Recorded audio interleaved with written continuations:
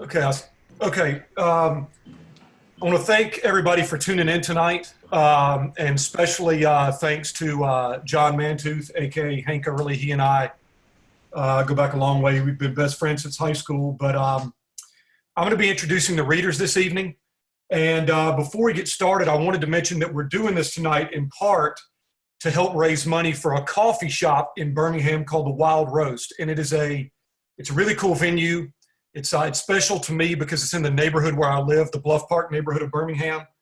So, and they're the ones that hosted our Noir at the Bar last November, I guess it was. Uh, the Wild Roast is run by Bart and Shannon Stiles, and as you might imagine, if you've been watching the news, the pandemic has really devastated their business. So, if you enjoy what you hear tonight and you feel compelled and you want to donate some money, and I'm going to repeat this website throughout, but the website is wildroastcafe.com/support, and it's over here at the very beginning of the where the chat started. If you feel compelled to donate, that would be fantastic. All right, well let's get things started. Leading it off tonight is Brian Panowich. He has written a few books, won a few awards, sat at the same table once with R.L. Stine, and really digs Chris Swann's novels. He hopes one day to be a goat herder in the Blue Ridge Mountains. I'd love to see that. And never own a cell phone. Oh, and Hard Cash Valley just came out on May 5th, so everyone should go buy it. So our first reader, Brian Panowich. Take it away, Brian.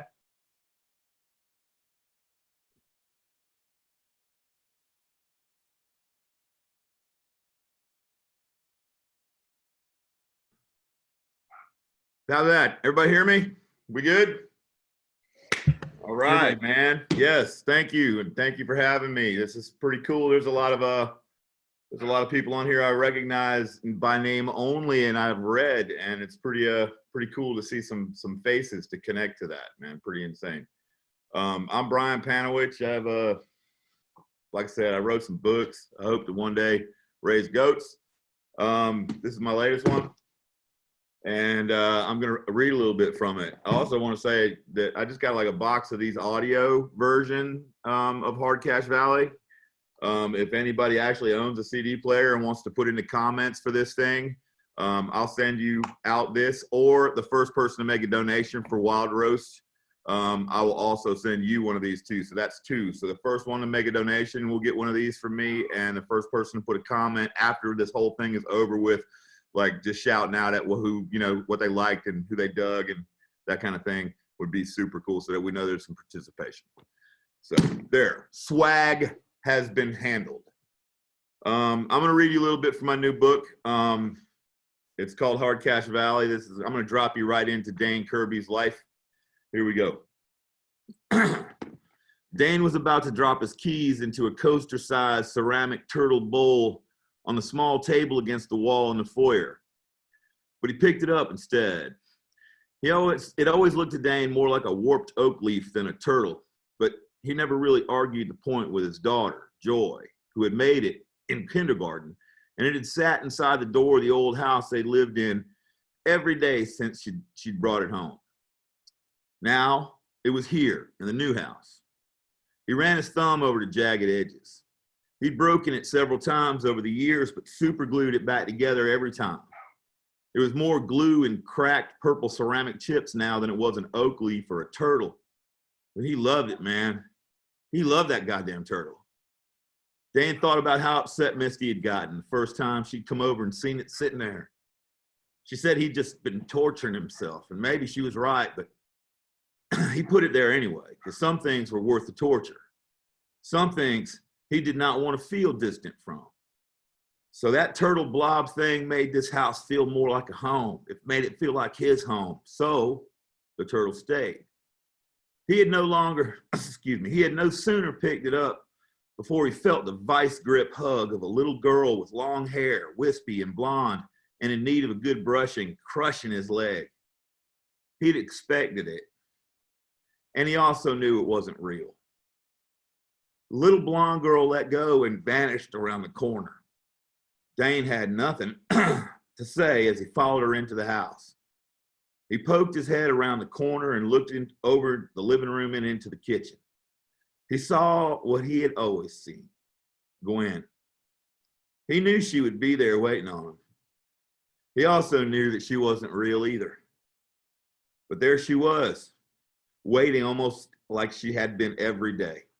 She was standing in the kitchen facing away from her, from him, her dark cocoa hair tied back in a loose, shiny knot behind her neck, falling down her back. She wore a simple wrap dress painted in autumn floral that bunched up at her hips and stopped a quarter of the way down her thighs, her swaying thighs. Her hips moved in time to the Bangles' Manic Monday. Oh, oh, Dane hummed to himself. She acknowledged Dane's presence with a quick glance over her shoulder that said, "You can go back to looking at my ass now," before lip syncing Susanna Hoffs into her wooden spoon microphone. She stayed that way, dancing like a teenager in a movie while she worked the pans on the range like a game of three-card Monte for a crowd of invisible spectators. Dane felt that familiar ache in his chest beginning to burn its way out like kerosene in the back of his throat. He closed his eyes and pinched the bridge of his nose. He stayed like that for a long moment. See, that move had become ritual for warning off his ghosts. When he opened his eyes, he was still in the foyer holding that fucking turtle. The house was silent. He set it back down on the table and emptied his pockets into it. About $2 in loose change, a tied fly that he had started to make at the creek, and a mushroom 30-30 bullet that he'd been carrying around for years. That's me, y'all. That's my 5 minutes. Excellent. Brian Panowich, everybody. Hey, if you end up raising goats in the Blue Ridge, I'm coming because I love the Blue Ridge. Hey, listen, you are all invited. You are all invited. We're going to make this a big thing. Noir at the fucking goat farm. That's the plan. That is the plan. I look forward to it. Make a donation, and I will send you out this copy of this audio hard cash ballad written by Brian Troxel, and it's amazing. It's incredible. So awesome. I love y'all, and let's make some money for these people. Awesome. Thanks, Brian. Appreciate it. Thanks for having me, brother. All right, this is special for me, and I don't want to sound cheesy or anything, but I get to introduce my best friend all the way back to high school. Our second reader is Hank Early. He is the author of the Earl Marcus series. His first novel, Heaven's Crooked Finger, was an SIBA Fall 2017 Okra pick and a 2017 Ford Indies Award finalist. He lives in Central Alabama with his wife and 2 kids, and he writes horror under his real name, John Mantooth, and his 2013 novel, The Year of the Storm, was a Bram Stoker Award finalist. So let's give it up for Mr. Hank Early. All right. Thank you, Wayne. That came around a little faster than I expected. I'm going to steal from Brian here, and I'm going to try to encourage people to donate. This is my entire series. I'll sign them and mail them to you. If you'll make a donation to the Wild Roast and make a comment. First comment I see that you've made a donation to the Wild Roast, and don't give them $20 at least. And then also mention in the comment that you want the books, and I'll send those out. But I'm not going to read from those today. I've been for the last year or so I've been writing a new novel, and it is a horror novel, which was sort of my first love. So I'm going to read from that. I don't have an official title yet. Some of you saw my post on Facebook before this, asking about title recommendations. I think I'm leaning towards The Blue Hour, but we'll see.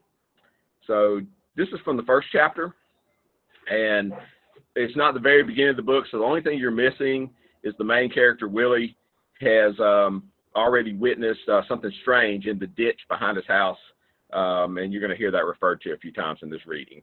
So I'm going to jump right in. About 2 weeks after I saw the man in the ditch behind our house, I walked in on my father in the bathroom. Somehow he'd managed to leave the door unlocked, and when I opened it, I saw him holding a blood-stained hand over a small cooler next to the sink, his forearm freshly cut, a straight razor in his other hand. He was coaxing the blood from the cut down his forearm and wrist into the cooler, where it sounded like morning coffee hitting the bottom of an empty pot. "Dad?" "Shut the door." His face was a mask of pure agony. And when I didn't immediately follow his command because I couldn't stop staring at the long globs as they slid off the tips of his fingers, he sighed and reached for it himself, dripping blood across the bathroom floor in the process before slamming it in my face. I stood, frozen by what I'd seen, hardly able to think. "Dad?" I said again. "Just a minute, Willie," he called. I waited, nearly sick with dread. Dad almost always wore long sleeves, but I'd seen him enough in unguarded moments to know about the scars.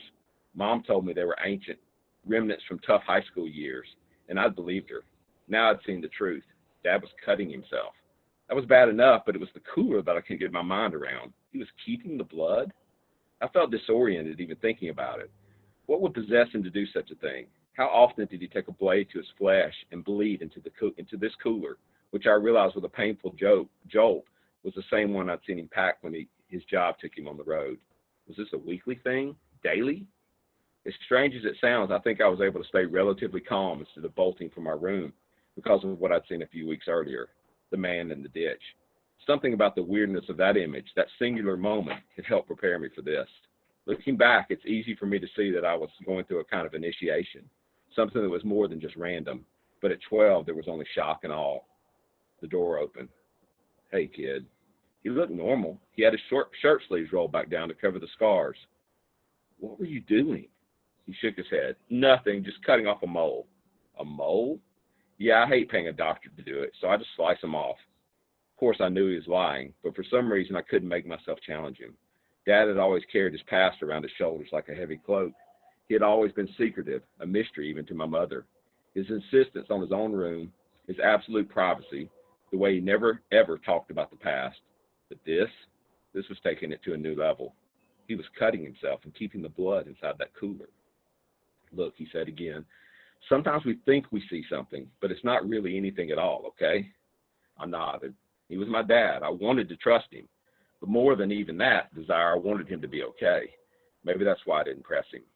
Or maybe I had an inkling even then that this was going to be a long investigation and that there are certain mysteries that required a lighter touch.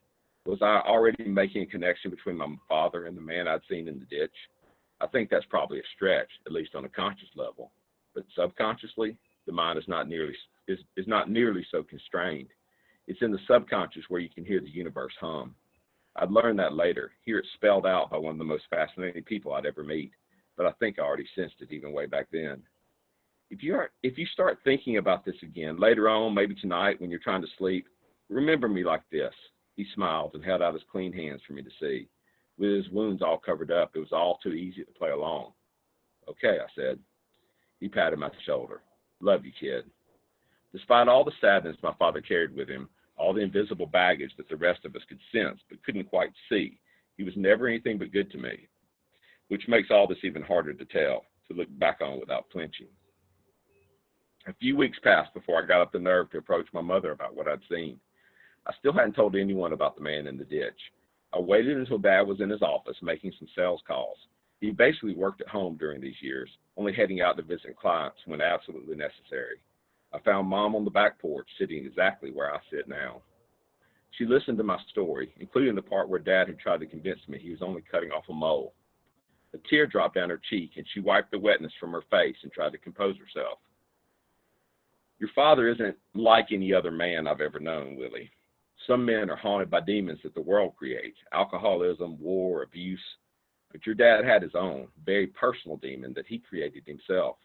I don't know very much about that demon because he's never even told me the full story, but whatever it is that haunts him is getting worse. He's always done the cutting, ever since I met him. I thought eventually he'd tell me why, and then he'd stop, but neither of those two things ever happened. He's a good man, your dad, a really good man, but he's absolutely haunted by this thing that makes him cut himself." She reached out and took my hand and squeezed it. "I know it's hard to hear, but maybe you should trust your father on this one. He loves you so much, and if he thinks you should leave it alone, you probably should." I nodded and leaned in for a hug. I was 12, and I loved both of my parents with a fierceness that I've rarely felt since. "Okay," I said. And I meant it too. I would try to let it go. Try, as Dad suggested, to think of him happy and healthy, not half naked, dripping blood into that damn cooler. Who knows, I might have even succeeded in this endeavor if the events of the next few years had never happened. But they did, and soon I felt myself being pulled toward another mystery that eventually converged with my father's. After that, it was too late. Some mysteries you solve, while others are like will-o'-the-wisp, gaslights in the endless wood. The more you follow, the more glimpses you get. Take them all and set them down like pieces of some ethereal puzzle, only to find they build a mirror, a reflection into the depths of your own eyes, and the mystery that you once believed you had to solve is now just something you live with, something you sometimes understand in flashes of shaman-like insight. The thing you followed for so long into the woods is a dark, dark God, and without even realizing it, you now worship its many mysteries, praying not that you will solve them, but they will instead solve you. That's all I got. Hopefully this book will be in the world in 2021. Thank you guys for listening. Excellent. And again, this is the last time I'll embarrass him, but I feel fortunate. I've been listening to these kind of stories from him since we were about 15 or 16 years old. So, going on 30 years now. If you're joining us a little late, notice in the chat room, Hank and David have both, or John and David have both put the link to the coffee house that we are trying to support tonight. So if you feel compelled to donate, that would be great. All right, next up reading for us is Mr. David Hornbuckle. David is the author of 3 books of fiction, most recently the novel The Fireball Brothers from Livingston Press. He teaches English at Holy Family Cristo Rey Catholic High School and at UAB. So without further ado, David, it's all yours. All right, thank you. So this is the book, The Fireball Brothers. I'm trying to, this is my fake background, it's like turning invisible, but if I put it by my face, you can see it. There you go. So I'm reading from the middle of the book, and the main characters in this book are 2 brothers who get stuck together by some mysterious force. But I'm going to read from a chapter that's from the point of view of a reporter named Munford Coldwater, who has been following them around. The 2 brothers are trying to raise money for surgery to separate them, and they're traveling around playing music in around the Southeast. And they're currently, at this point in the book, in New Orleans, and Munford Coldwater is trying to follow them there. Coldwater has a fear of trains because his parents died in a train wreck. So, but his car is broken down, and he's going to have to take a train for the next phase of his journey. So I'm going to read a couple of pages from that section, and then I'm going to skip a little bit and read a couple more pages. Coldwater needed to get from Montgomery to Mobile, and then from Mobile to New Orleans, but the El Dorado wouldn't start. He'd never been one of those southern boys that instinctively knew how to fix broken cars, so he'd had it towed to a garage a half a mile from his hotel. The mechanic told him he needed a new starter, and there were a couple of other things wrong that he hadn't even known about, including a bad axle. If the car had started, his right front wheel might have flown off as he was going down the highway. It would take a few days to get all the parts, so now he found himself white-knuckling the armrests of a seat on the 4 o'clock train. He'd be in Mobile by 7, which was entirely too fast for a body to be able to make that trip. Trees, hills, farmland, and little towns flew by his window like the flash at the end of life. Every screech of the tracks reenacted his parents' fiery screams of death. This takes place in 1959, by the way, so that's why some of the dated language. Somewhere around the green and blue blur that he assumed was Greenville, he noticed he was being tailed. The stocky crew cut in a gray suit at the back of the car had also been in the train station in Montgomery, reading the same front page of the same newspaper. Either it was the most interesting front page ever devised in the history of journalism, or he wasn't really reading it. About every 2 minutes, the crew cut looked up from the paper, as if just stretching his eyes, but his eyes always landed on Munford Coldwater. To test his theory, Coldwater casually got up as if to find a restroom. When he opened the door at the end of the car, though, he found 2 feet of an open-air, thin, shaky walkway where his car joined up to the next one. The countryside blew by at a nightmare's pace, and the roar of the train was deafening. With a glance behind, he saw that the crew cut was posed to stand, but was waiting for Munford to continue through to the next car before he followed. There was nothing to do but finish what he started and fight his way through the hollering wind into the next car, which seemed to take forever. He gripped the handle of the next door while he still had hold of the first one. Logically, he knew it would probably be safer to just get it over with, but his feet just refused to move, other than to shuffle inch by inch toward the destination. After 7 eternities, he was finally safe inside the adjoining car. It was another passenger car, identical to the one he had just left. There was, thankfully, a restroom at the back of this car. Probably had been one in his original car, but he hadn't thought to go that direction. In any case, it couldn't have been better placed because he was sure he was going to puke, which he did. When he emerged from the toilet, Crew Cut was waiting for him, sitting quietly in the seat near the back, just as he had in the other car. He recognized the guy now, a young soldier that White House had guarding the gate around the pond back in Pickens County, so he took the open seat behind the kid. Why is White House having me tailed? I don't know what you mean. I have leave to visit my family in Mobile for the weekend. Without your uniform on, how will strangers know the service you've done for our country? How I dress when I'm on leave isn't your business or anybody else's. Oh yeah, then why do you change cars at the same time I did? It's too hot in that car. You felt it. I figured you were searching for someplace cooler. It seemed like a good idea. Now I'm not so sure. Come to think of it, it was much more comfortable in this car, but Coldwater still wasn't buying the soldier's story. There was also the matter of the newspaper, but it was clear that no matter how much he pushed it, the young guy wasn't going to tell him anything. He had an answer for everything. I don't want to run into you in Mobile, Coldwater said. You're not my idea of a hot date either. Thankfully, the train arrived in Mobile soon after that. As far as he could tell, he and the Crew Cut had gone their separate ways, but he had a feeling they would see each other again. I'm actually going to stop there because I think that's probably been about 5 minutes now. So I'm going to go on and let some other people read. Awesome. Thanks, David. Those references to South Alabama definitely hit home, being a native of Montgomery. So that was awesome. Thank you. Our next reader is Crystal O'Leary Davidson. Crystal O'Leary Davidson is an English professor at Middle Georgia State University. She regularly writes, presents, and publishes on horror films, graphic novels, and horror role-playing games for writing and educational purposes. She co-edited Monsters in Film, Fiction, and Fable, The Cultural Links Between the Human and Inhuman. A proud Hufflepuff, she still plays D&D until 2 a.m. She's married to novelist Andy Davidson, and they have many cats. I got to ask you real quick first, why Hufflepuff? Just your favorite? Am I back? I think I lost my internet for a second. Yeah, we got you. Oh, okay. Well, I really wish I was a Ravenclaw because, being a writer, you should be. But I keep taking the dang test, and it keeps coming back Hufflepuff. So, Gotcha. Got to have that Hufflepuff, swag there. Awesome. Well, thank you for being here. It's all yours. Okay. Well, this is a short story. It's a new story I've written. Like David, it takes place in Louisiana, South Louisiana. And it takes also place in one of the most horrifying places on the planet, which would be graduate school. So, invitation.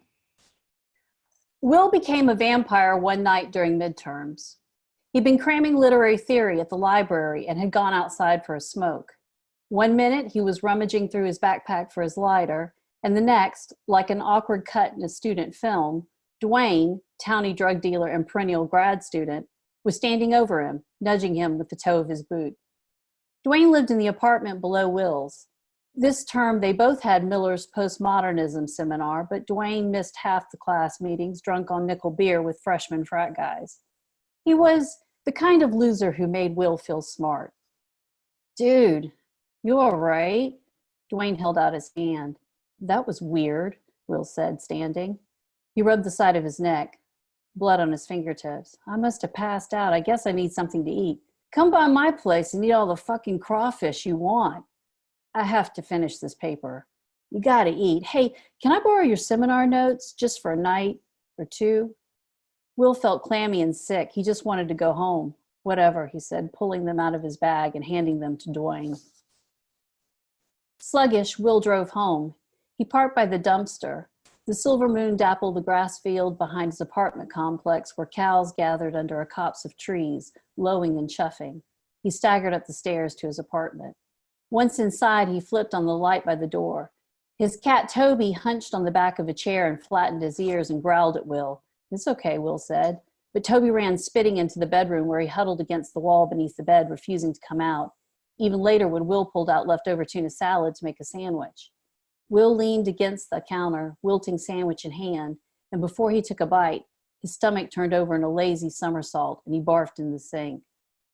He spent the rest of the night shivering on the couch, binging on X-Files. He could hear a party downstairs. Dwayne was home. Will fell asleep, and Mulder and Scully showed up at the gazebo behind the library. Scully asked him, "What was the last thing you remember?" While Mulder pointed his flashlight, piercing the darkness between the library and the science building. Just beyond his light, something moved. Will woke to the glow of late afternoon sunlight behind the shades. He rolled over and looked at the clock. He could still make it to his evening class. He managed to shower and dressed, though he felt like an auger was stuck in the base of his skull. He kept down water and Tylenol, managed a bite of toast. Coffee smelled like cat urine, so he dumped it in the sink. He needed to stay home. He needed his notes. He looked out the window and Dwayne's shitbox car was gone. God damn, Dwayne. Class may be the only place to catch him if Dwayne chose. Suck it up. But when he opened the door, a splash of South Louisiana setting sun hit him in the face like acid, and he staggered back. Toby shot out the door. He skipped class, slept more. Twilight stretched across the parking lot and field.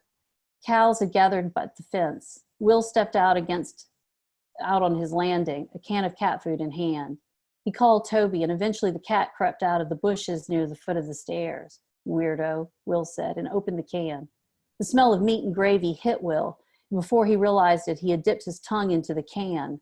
Toby's orange eyes locked on Will's. He gagged and wiped his mouth. He set the can down on the landing and retreated inside his apartment. Will stood in the bathroom, brushing away the taste of cat food. Weak, queasy, his head pounded. He spat in the sink, and when he stood up, he was confronted with his pale face in the mirror and his bathrobe hanging on the door behind him. His mom had given him that robe, and it was fraying and cozy, and holy shit, he was looking at his bathrobe hanging on the door behind him through his goddamn face. He spun around and slipped. His head hit the toilet, and he swirled down into a dark drain. Will sat at a long table eating a huge rare steak on a white plate puddled with blood. His thesis committee sat across from him as he cut and chewed. Juices dripped down his chin. Then he was belly crawling in the tall grass of the night field toward the sleeping calf and cow. He could smell them, mother and daughter, milk, cud, dirt, shit. He saw a large round hole cut out of the calf's flank. Blood filled Will's mouth. He rose out of the grass naked, clenching a kitchen knife. Chuffing, the cow stood and turned her large head, moonlight reflecting in an eye. Will woke to the sound of another party downstairs. He was so hungry. He curled on his side, his stomach cramping. He could feel his pulse slowing, sinking in time with his ceiling fan. Eventually the party died down and he could hear people leaving, cars peeling out of the parking lot. Will pulled himself up and staggered out of his apartment and down the stairs, gripping the banister. At Dwayne's door, he could smell Cajun boil and hear the thump of Dwayne's bass. He knocked on the door. Dwayne opened the door, guitar in hand. "You came down," he grinned. "Is that my cat?" Will said, looking past Dwayne, who turned, and they both watched Toby sitting on the coffee table eating gumbo from a plastic bowl. "I didn't know he was yours. Little guy came in hungry." Toby looked up at Will, hissed, and ran out the door, crossing the parking lot to the field, disappearing in the tall grass. A cow stared at Will, then nudged her calf away from the fence. "Hey man, you look rough." Will turned back to Dwayne. "I need my notes," he muttered. "Are you sick?" "Can I come in?" Will said. "I think if I eat, I'll feel much better." That's it. Awesome. Thank you very much, Crystal, for being a part of this. By the way, it looks like you may have some takers over here in the comments for some D&D partners. It looks like several people involved in this are definitely up for that. Thanks again. Thank next, you. You're welcome. Thank you for being a part of it. Next, reading for us is Schuyler Randall. Schuyler, if I did not pronounce your first name right, I really apologize. Schuyler self-published his first book, a mystery thriller titled Jacqueline Willoughby in 2017, and the prequel named Raina, a prequel to Jacqueline Willoughby in January 2019. The following scene is an excerpt from The Good Doctors, in which a financially struggling medical school intern named Robert Madigan becomes a paid-for-hire killer with the aid of his two close friends, Samuel and Clark. This scene takes place after the formation of the Good Doctors and introduces the unique style in which Robert Madigan disposes of his victims, offering them a choice between a gun or a needle. Schuyler, again, I hope I got that right. It's all yours, brother. Yes, you did. Good evening, everyone. First thing I would like to say is please donate to the Wild Roast Cafe. It's a very nice place, very nice. Let's go back to 1935, Philadelphia, Pennsylvania. The hinges on the massive wooden door screeched as Robert stepped inside. He set his black leather medical bag down on a nearby table, removed his hat and gray suit jacket, and hung them on the coat rack. Retrieving his bag, he walked across the dark oaken floor, his hard-soled shoes echoing in the massive space. He climbed the grand staircase toward the second floor, stopping midway to enjoy the ornate foyer below. At the top, Robert stepped through an open door and into a large office. He admired the finely crafted bookcases with a momentary glance before turning to the large oak desk at the center of the room. Two wingback chairs faced it, and a man sat behind the desk, tied to a third chair by his arms, legs, and chest. A linen cloth was stuffed in his mouth. The man's eyes widened in desperation when he saw his new visitor. Robert nodded politely and set his bag on the desk. He rolled his shirt sleeves up to his elbows, released the latch on his bag, and opened it wide. He removed a white cloth bundle and unfolded it on the desk, revealing a single syringe filled with a clear substance. He pulled out a second bundle, wrapped in a thick white towel. He placed it next to the syringe and uncovered a .32 caliber semi-automatic pistol. His tools prepared, Robert retrieved a thick envelope left at the center of the desk. Dr. Robert Madigan. He opened the envelope, removed a thick stack of $100 bills, $2,000, and a letter addressed to Mr. Harry Crowell. He placed the letter down and removed from his bag a small glass and a pint of top shelf whiskey. He poured half a glass, replaced the cap, and returned the bottle to his bag. He dropped into one of the wingback chairs and rested his eyes on Mr. Crowell. Such a lovely home. Robert crossed his legs and let the glass rest atop his knee. Mr. Crowell, my name is Dr. Robert Madigan. Crowell seemed confused. I was sent here by Nanny Esposito, Angelo Bianchi, and Carla Moretti. They supported my visit. Robert took a leisurely sip. You've upset them. People who had faith in you and trusted you, they are quite disappointed. Robert swirled the brown liquid in his glass. I'm here to collect payment for your debt. He took another sip and smiled. With your life. Through his gag, Crowell groaned in misery. Robert nodded. Yes, I know. A stranger, a doctor no less, comes and tells you you're about to meet your maker. Who could blame you if you're upset? He set the whiskey down and picked up the letter showing Crowell, from your friends. Robert unfolded the document, his eyes fixed on Crowell for a moment before reading it aloud.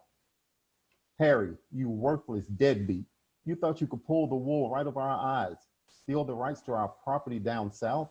On top of that, our money we trusted you to invest in the Alabama coal industry. Consider this penance for your transgressions in unbound humorous. We have asked Dr. Madigan to send you to hell, and may your last words be tinged with remorse and regret. P.S. We will happily spit on your grave, so look out for that on the other side. Such poor judgment. Italians with power. You messed up with the wrong guys. Robert stifled a laugh, then continued. I like to offer my patients a choice. Which would you prefer? An injection of pancronium bromide, potassium chloride, and midazolam? Mr. Crowell's lips quivered. In layman's terms, Robert went on, sedation, paralyzation, cardiac fibrillation, and arrest. Crowell stared at the gun. Or perhaps a bullet in the soft section of flesh here at your throat. Robert held a finger under Crowell's chin, tilting his head back slightly, protected by the jawline, but rather vulnerable from below. Crowell struggled in vain to talk. No, Mr. Crowell, no discussion.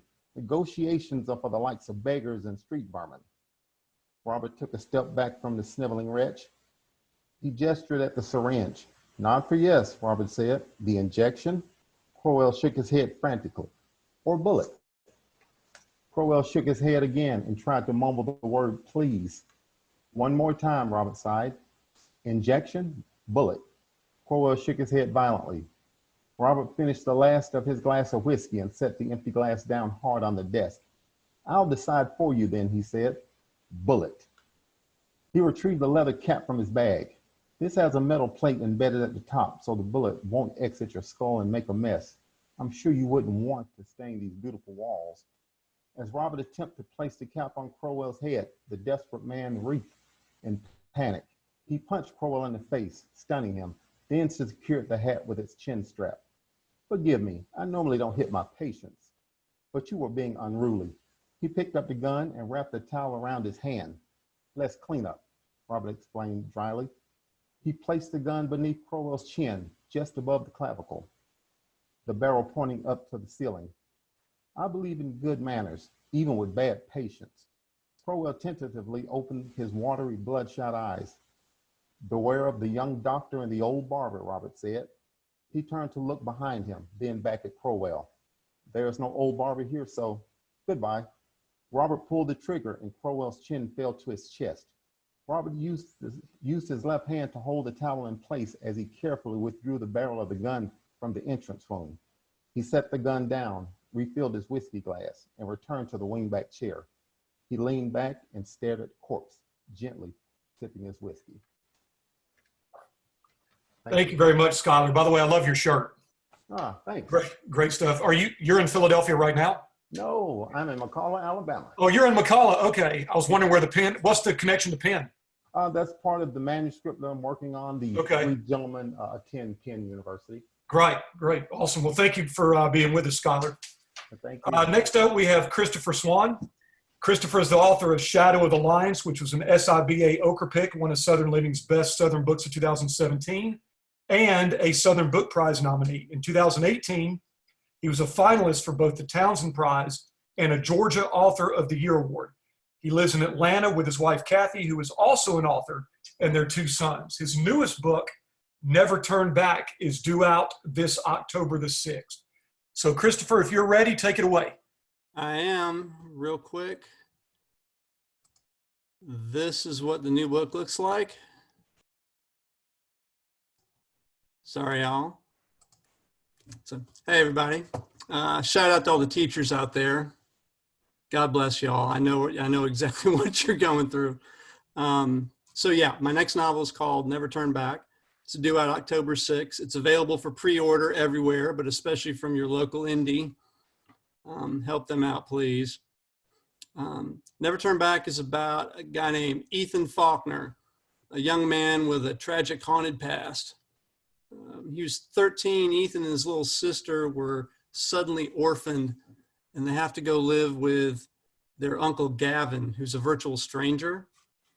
And pretty soon, Ethan realizes that Uncle Gavin, who owns a bar in Midtown Atlanta, is not just a bar owner. He's got a shady side. He and his friend Frankie work for Uncle Gavin at his bar in the kitchen. And Uncle Gavin starts having them run errands for him, specifically delivering envelopes around Atlanta to various and sundry places.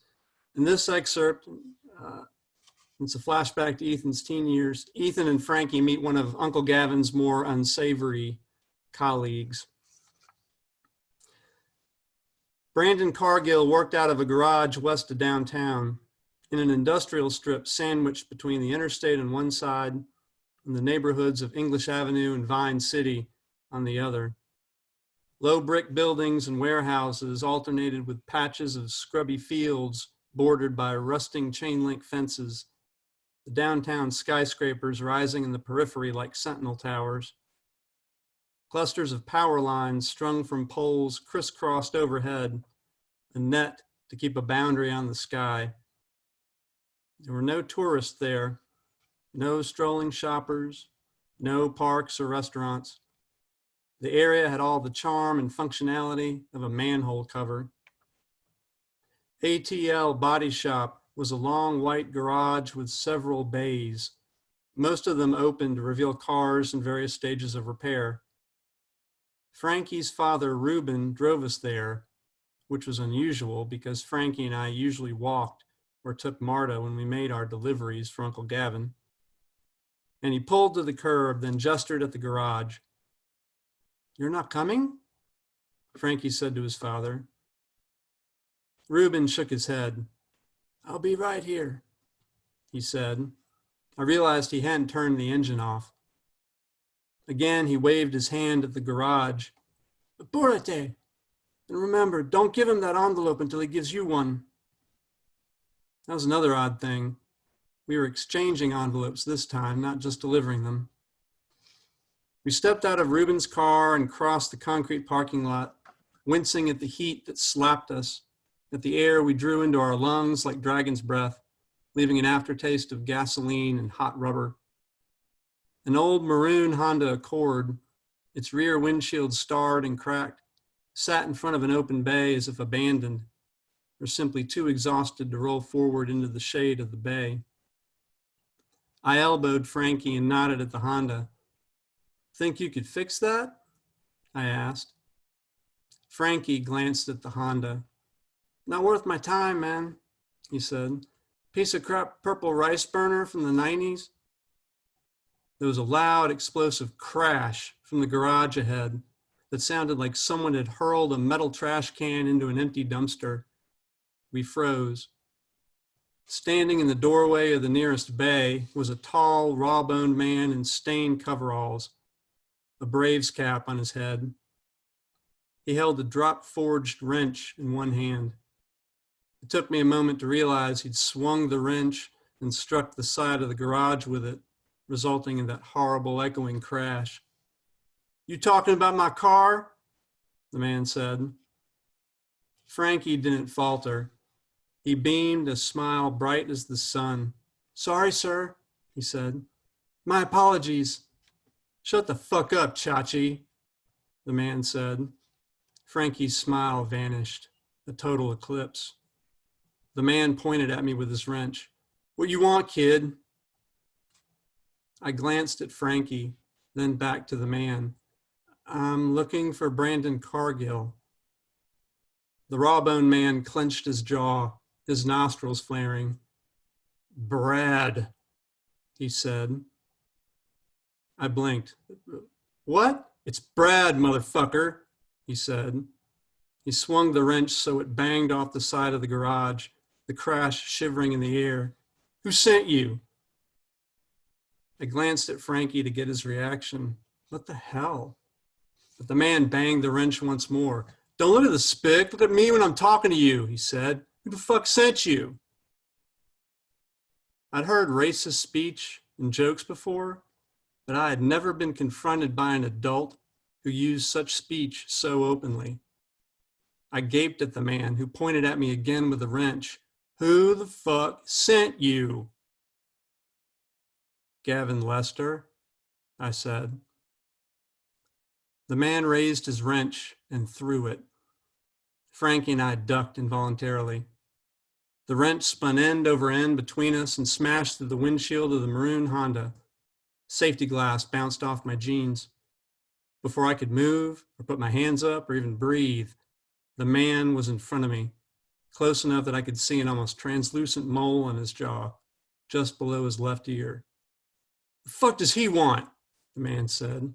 "Shut up," he added as I opened my mouth. "I know what the fuck he wants. You tell him Brad Cargill needs his first." Frankie held up the manila envelope. Quietly, he said, "I think this is what you want, Mr. Cargill." Cargill whipped his head around to stare at Frankie, who stood his ground, looking straight back at him, the envelope held between them like a flag of truce. At that moment, I realized Cargill was just wrong. He was a stupid, loud kind of wrong. The kind of wrong that would blow his nose in his hand and then wipe it on your shirt with a sneer. The kind that would, with malice and intent, call a Latino teenager a spick and then chuck a heavy wrench through a windshield to make a point.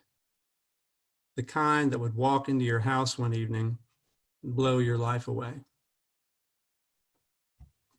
Thanks, y'all. Appreciate it.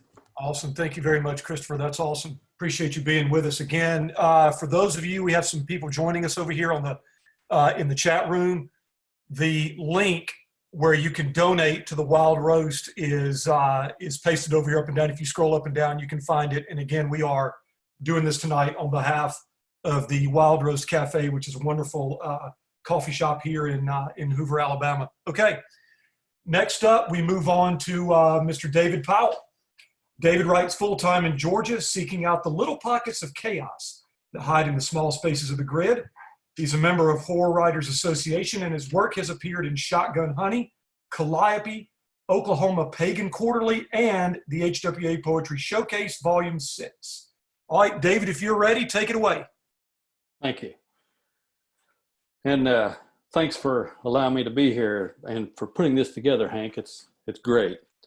This is a work in progress set in Chattanooga about 1900, based on some things that happened to my grandmother. You'll probably be able to figure out what really did happen, maybe, and what didn't. But the story's called You Don't Want to Know. I was 12, old enough to understand why Mama gave half of us away. Papa was dead. Mama had no living family. 8 children were too many to feed and care for. Noddy, Alan, and Beth were younger than me, and they couldn't understand. They cried and stared and looked back at the house as Reverend Harbin took us away in his wagon. We rode slow down the street we'd walked on every day of our lives. The Collins house where the Humpty Dumpty cookie jar was always full. Old Lady Parks, who set her smelly, yapping dog on us, whether we'd done anything or not. The shotgun shack with the cracked sidewalk they never fixed after the flood, where families moved in and out. Renters, Maribel said, her mouth twisting down. Always kicked out for not paying their rent. Their mattresses, broken chairs, piles of dirty clothes dumped on the curb.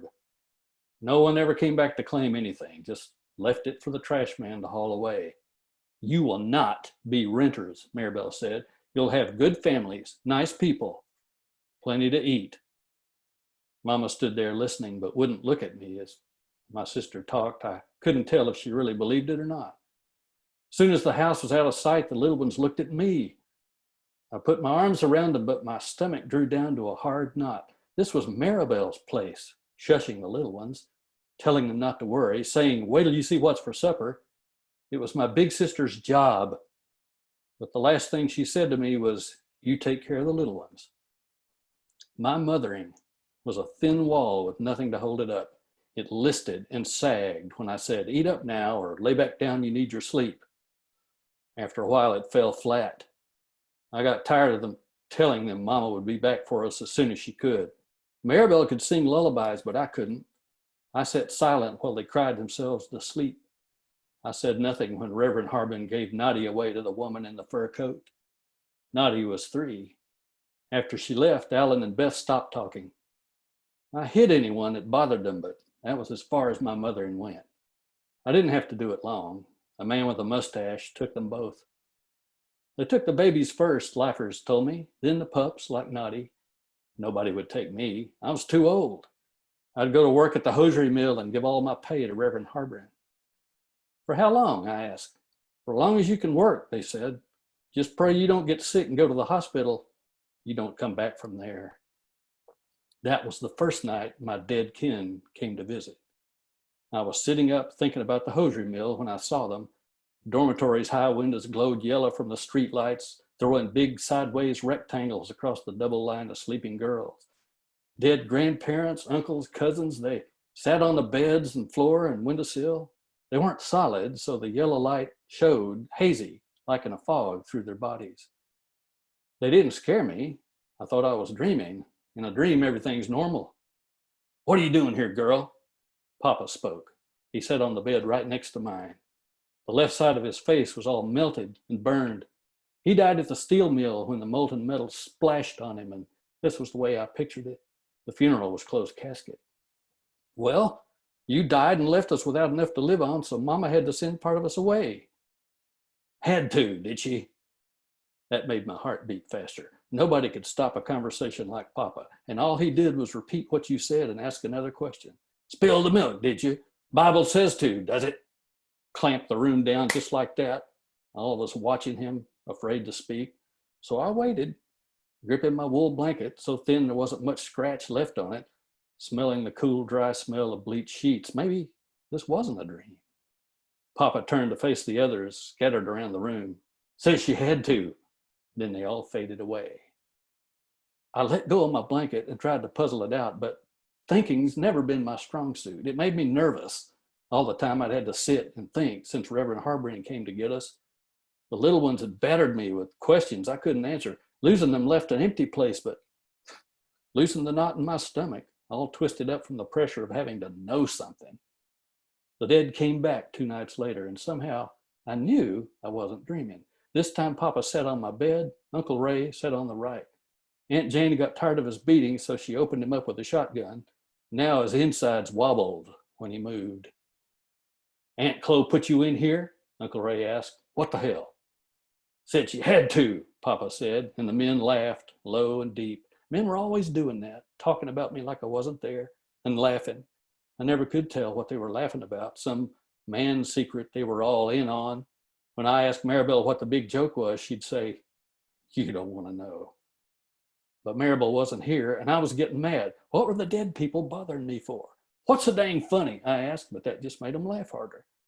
Look, I said, if y'all are going to keep showing up here, you can be civil about it. Talk to me like I'm a person, not a dog.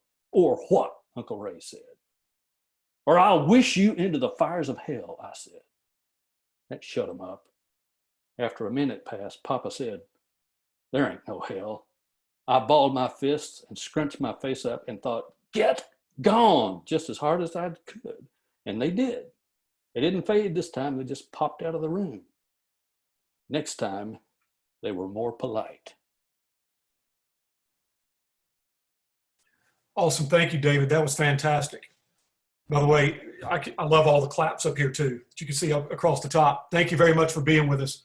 By the way, I am making note of all of your names and writing everything down because as a teacher, I'm always looking for guest speakers.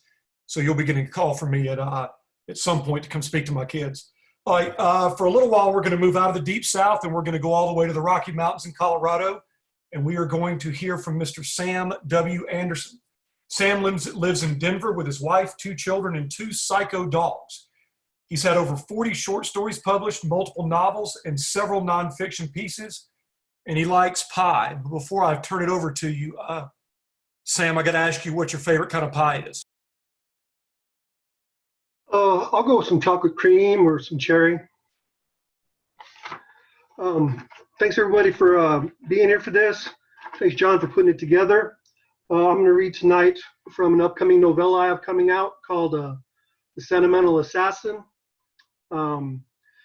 This is coming out from Rothko Press, and all my stuff from Rothko is set in the Money Run universe, which is basically this vast underground black market that's right in front of our eyes, and we kind of just turn a blind eye to it because it provides all of our creature comforts. And so, The Sentimental Assassin.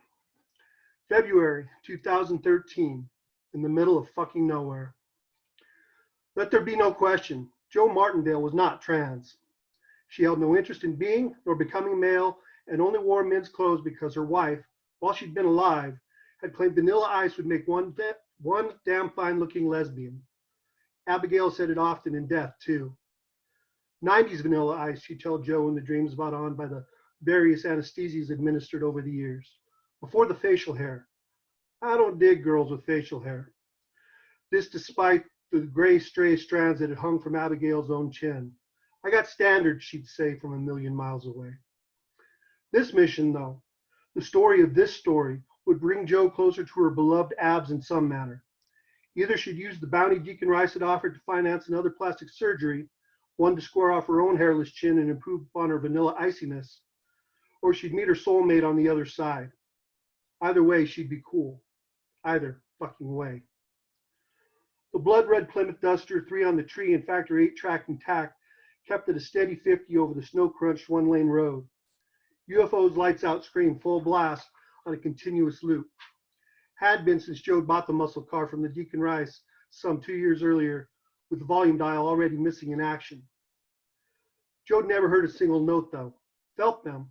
All of their ever-loving, benevolent bass beats that vibrated through the driver's seat, cracked vinyl, and jetted up and down her spine. Kept her moist. reminded her of more musical times.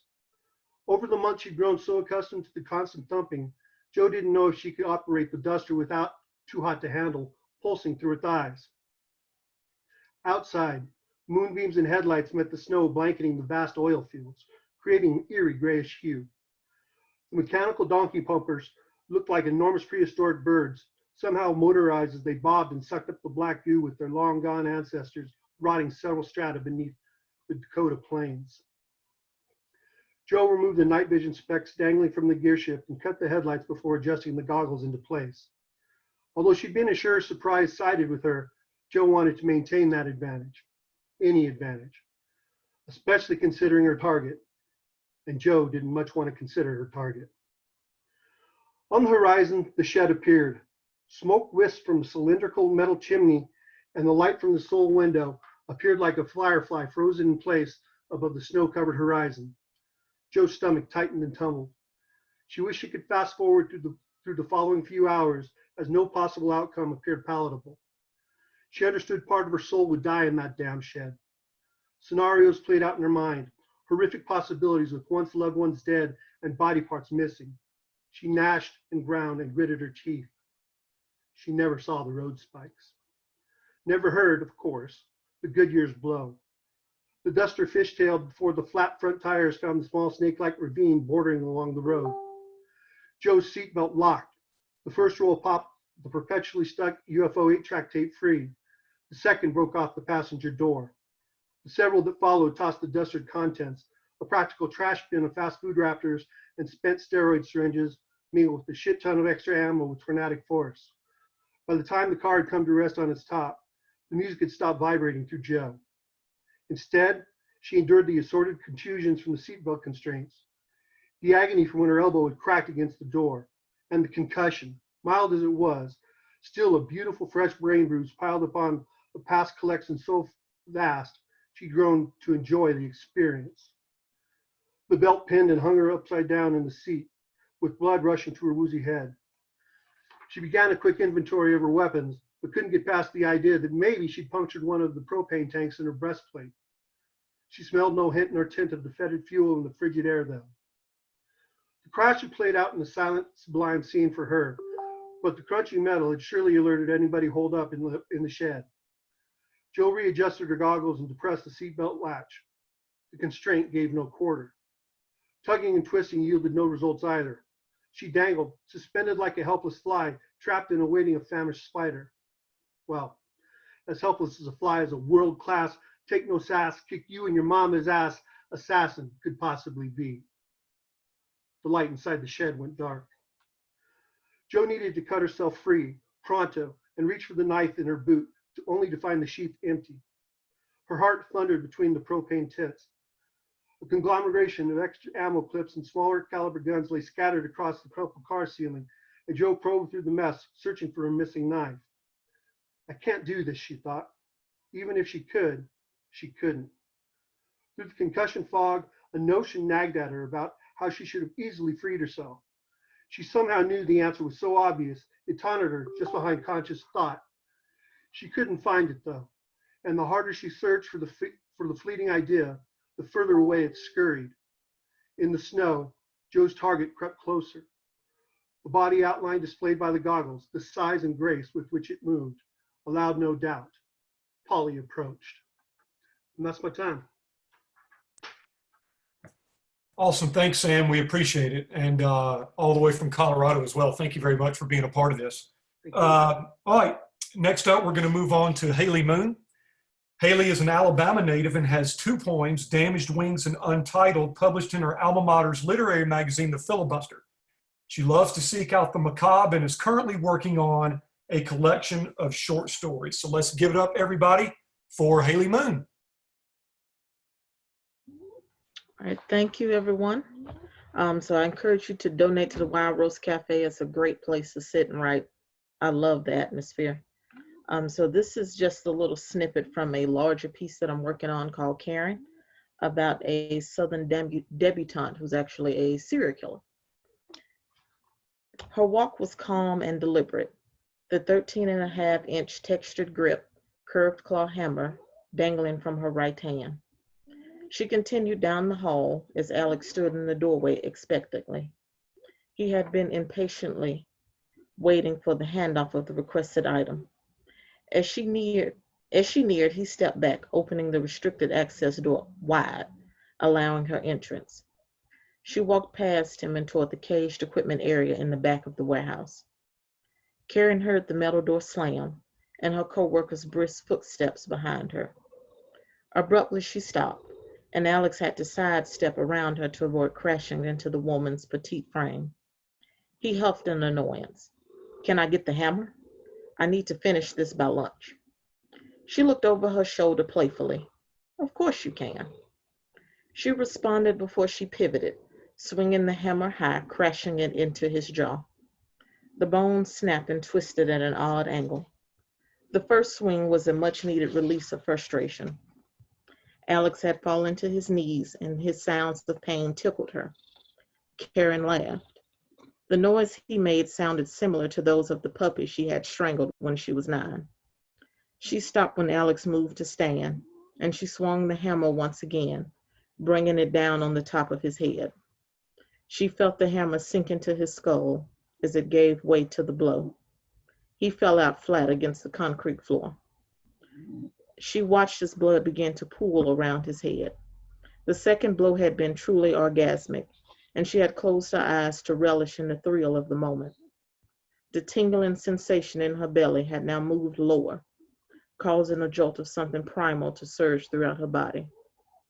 Alex had stood watching Karen sway slightly back and forth for a while, for a little over a minute.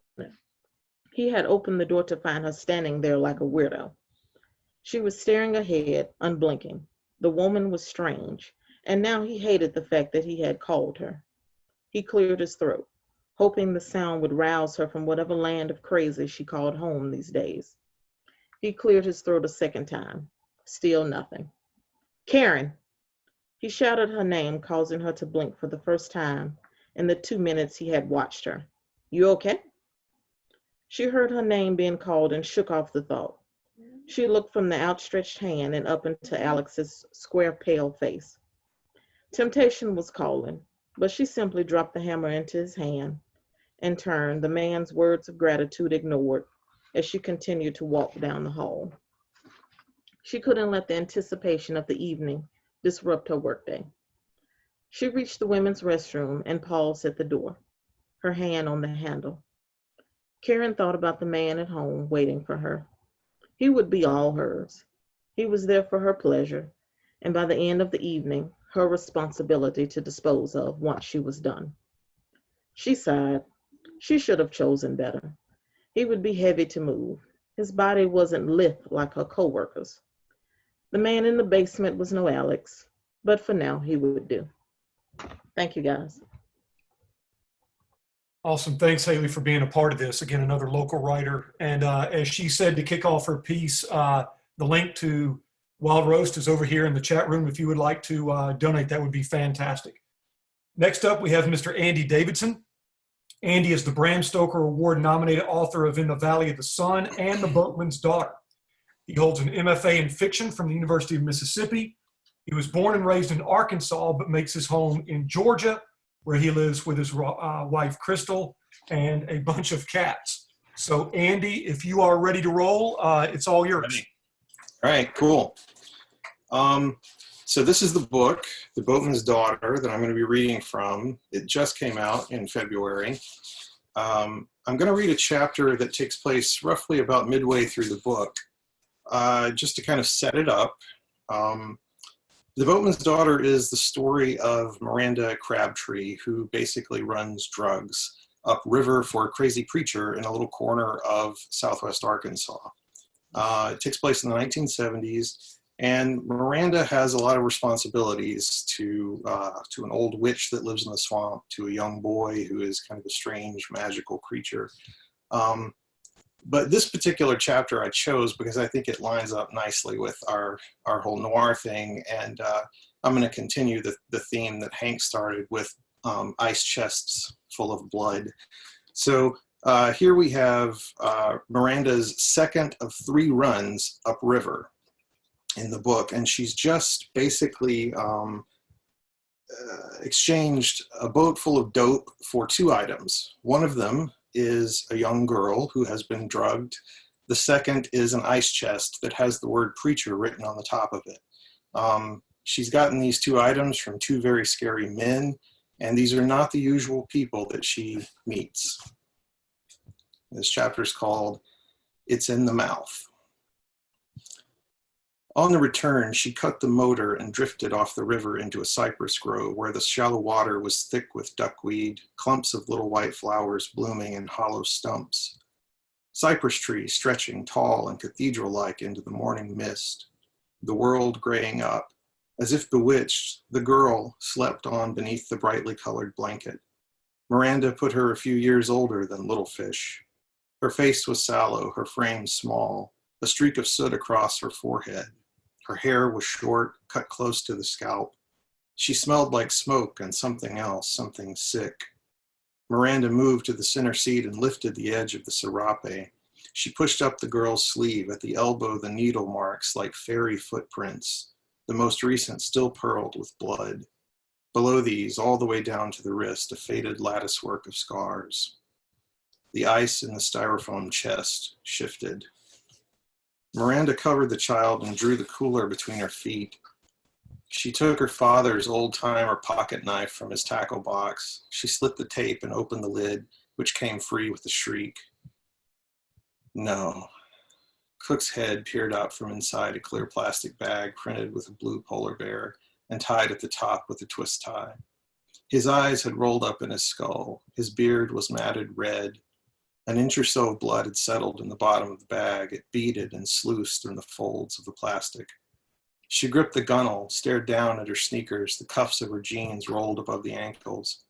Every detail of her skin, the veins beneath the surface carrying blood to her toes, the mole above her ankle and a mosquito perched beside it sucking life, her knuckles scabbed over where she had punched the mercantile's floor hours earlier, all in stark contrast to the white foam box where death bobbed like an oversized cork.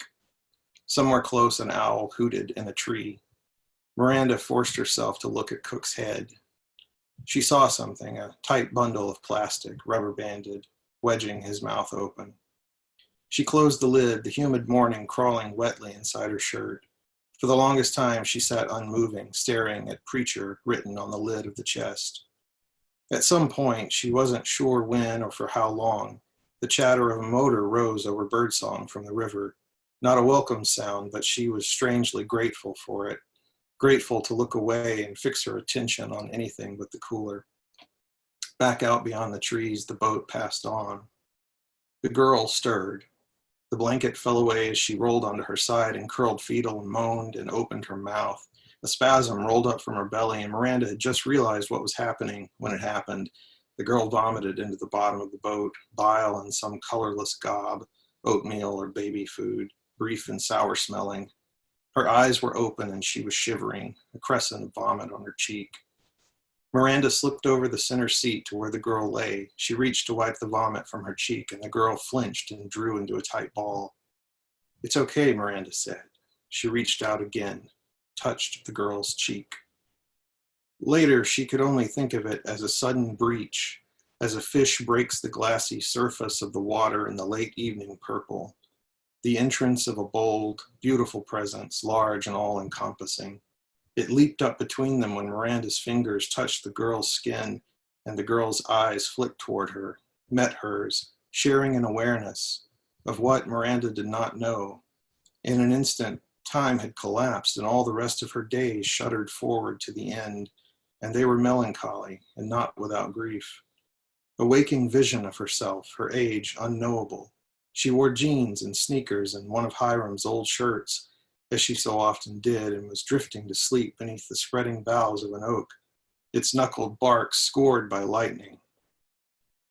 Bow and quiver at her side, quiver empty, and with this an undercurrent of warmth, of goodness, a heartbeat strong and steady, familiar. Miranda fell back, gasping. The girl locked eyes a moment longer, then was swept away by a drugged blankness, her eyes rolling up as she continued to shake. Miranda felt weak, old snakebite on her arm buzzing, nerves slipped down her cheek, wiped it, then covered the child and cranked the motor. She eased out of the trees and back onto the river. And that's it. Thank you, Andy. We appreciate it. More claps from everyone. We appreciate you being with us tonight. Thank you. Thanks for having me. All righty. Next, we're going to move on to Wendie Burbridge.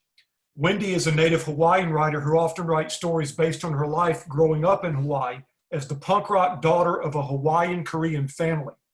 Until the pandemic, she wrote 2 popular weekly columns for the Honolulu Star Advertiser and has been published by Autumn House Press, Bamboo Ridge Press, and winningwriters.com. The piece she is reading tonight, The Night Marcher, is a story based on an ancient Hawaiian belief that the warriors who fought to the death for their island home still walk at night and often come back to protect their own. Wendie, if you're ready to go, we will hand it over to you. Thank you for being here. Hi, everybody. I hope that you really come out and support Wild Roast. I love writing there. I live in Bluff Park too, and it's just an amazing spot. So thank you. So here's the story. My grandpa Joe loved to read me stories when I was a little girl. Sometimes the stories were from his childhood or about his mother, Tutuhulu'ili, who grew up after the fall of the Hawaiian monarchy and in the days of the early territory. And sometimes they were ancient tales and myths passed down for generations. All of his stories were meant to warn me, to protect me, and to remind me that the gods and my kupuna, my ancestors, were always beside me. But this story isn't about Grandpa Joe. It's a story about true love wrapped in a legend of old Hawaii, where the spirits that haunt you from beyond the grave can deliver more than just messages of love and protection. They can sometimes reveal your deepest and darkest fears, even ones protected by a promise. When I met Max, an Army lieutenant who started coming to my mom's restaurants soon after he arrived in Hawaii, I had no idea we would fall in love, much to the dismay of Mommy. But 2 months after we met, as soldiers often do, Max was being sent away to fight in Afghanistan.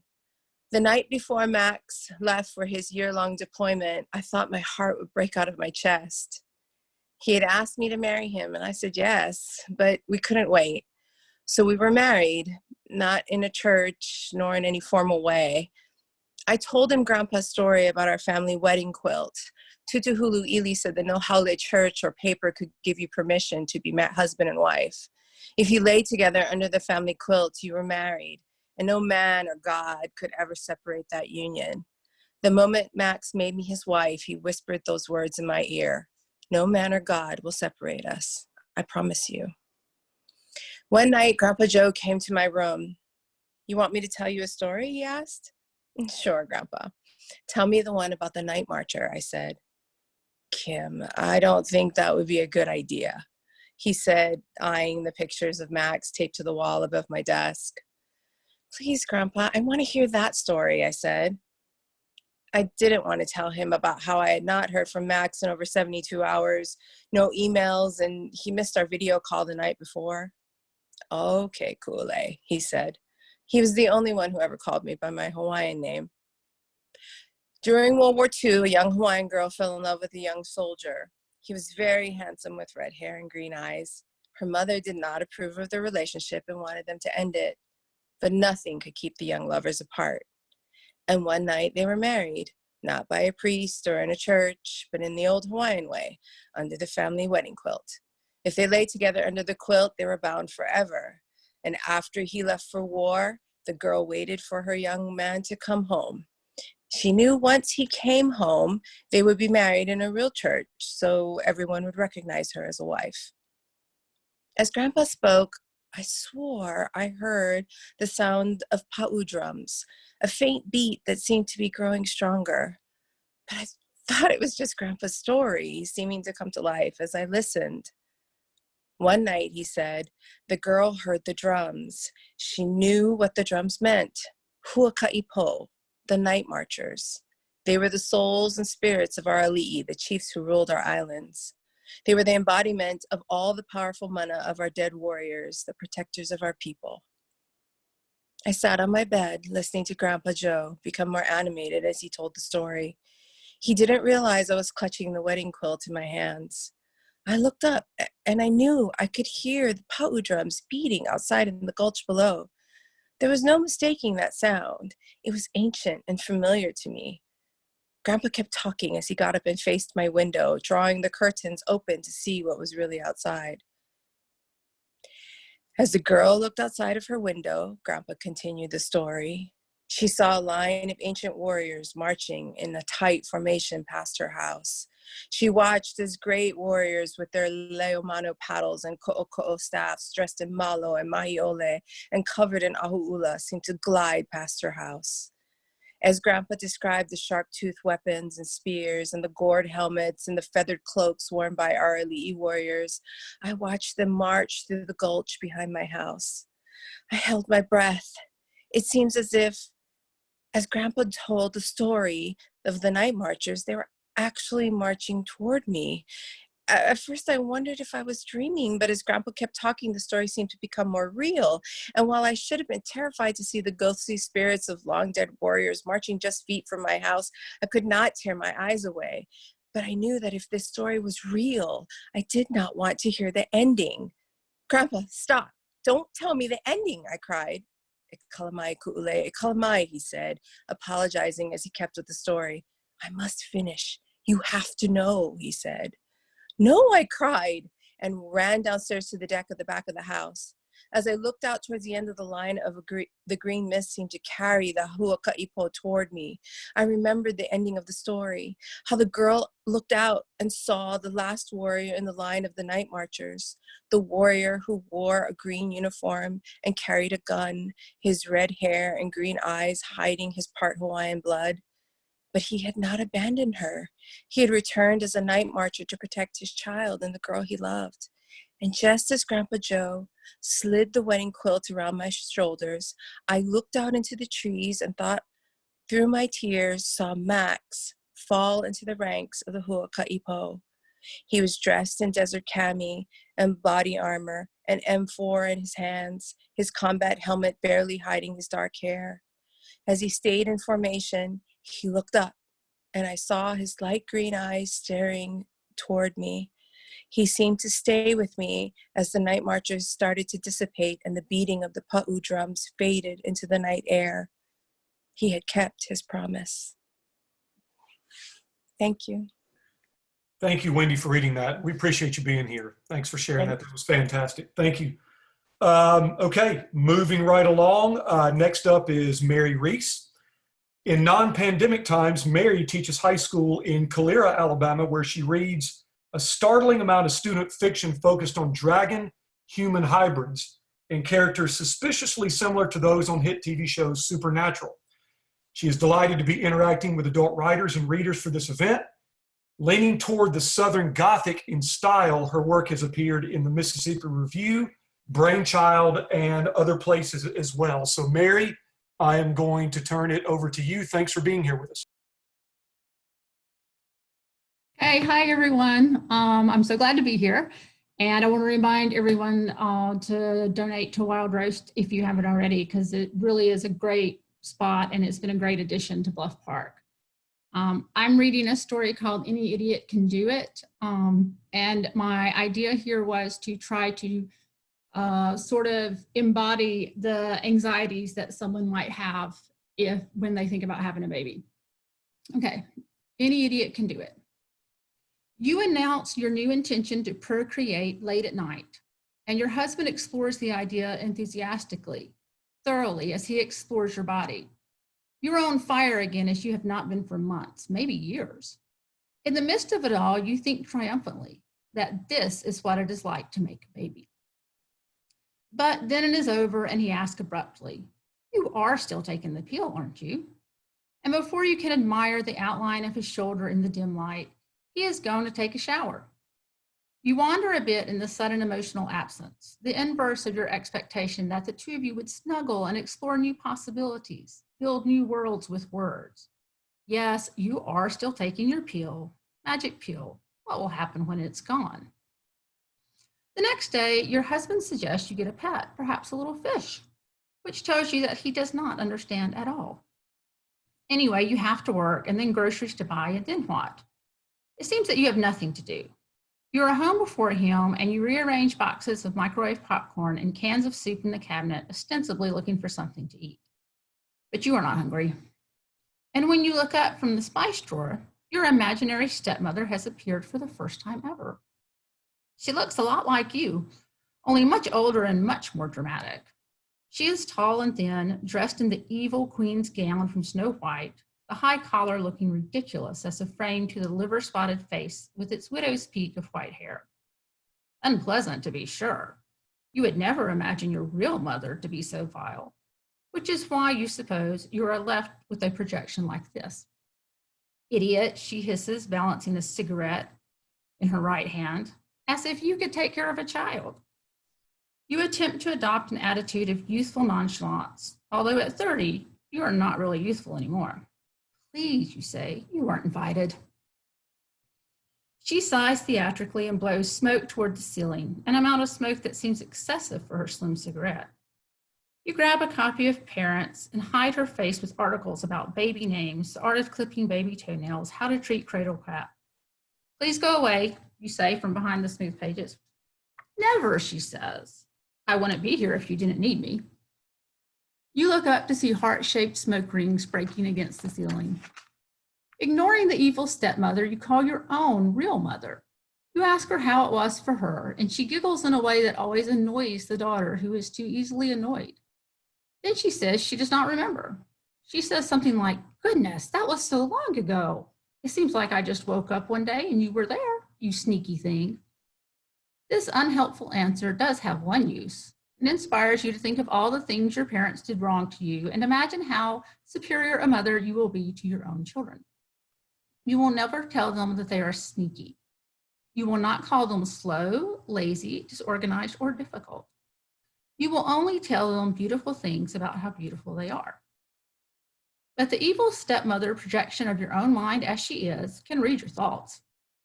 She steps so close that you can smell smoke on her breath, hear the crinkle of her ridiculous dress.